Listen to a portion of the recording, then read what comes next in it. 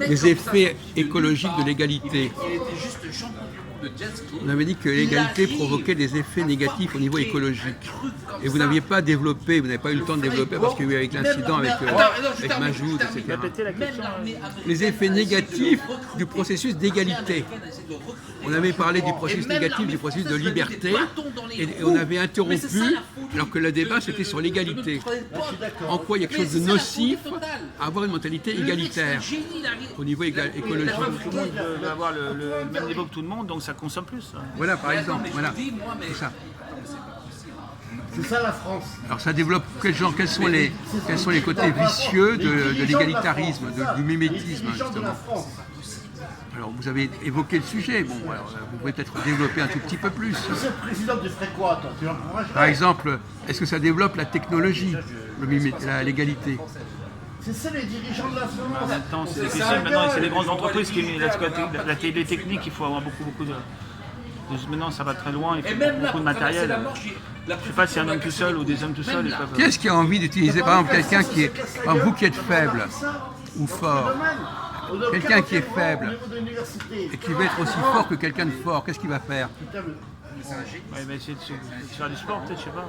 Non, il va acheter des armes, par exemple. Voilà, il va Bon, compenser. voilà, il va compenser. S'il ne se sent pas faible ou s'il n'a pas envie d'être l'égal des autres, il ne va pas le faire. Donc il va développer, il va encourager le développement des objets, des techniques de toutes sortes. Les gouvernants français, ils veulent casser la France. Même par exemple les vêtements. Quelqu'un qui n'est pas content de son corps, il va s'acheter des vêtements. Non, mais il faut attendre ça. Il va pour cacher ses insuffisances, par exemple. Je sais que les Américains n'aient pas, entre guillemets, kidnappé. Alors, votre avis, est-ce que les étrangers, pour parler de la liberté, est-ce que être étranger, c'est avoir plus de liberté que de ne pas être étranger? Est-ce qu'on est plus libre quand on est étranger? Un pays où on vit, alors. Bah, étranger, c'est forcément être dans une situation d'étranger. Je sais pas. Je sais pas quoi dire. Mais si, mais réfléchissez. Les types qui sont étrangers autour de nous, est-ce qu'ils sont plus libres que nous ou pas?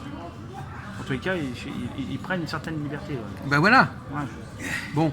Et pourquoi ils prennent certaines libertés? Qu'est-ce qui leur permet de prendre certaines libertés? Ils sont étrangers dans un endroit où on les laisse tout faire. Voilà. Donc vous voyez bien, ma réponse, vous l'aviez cette réponse. On ne pose pas des questions auxquelles vous ne pouvez pas répondre.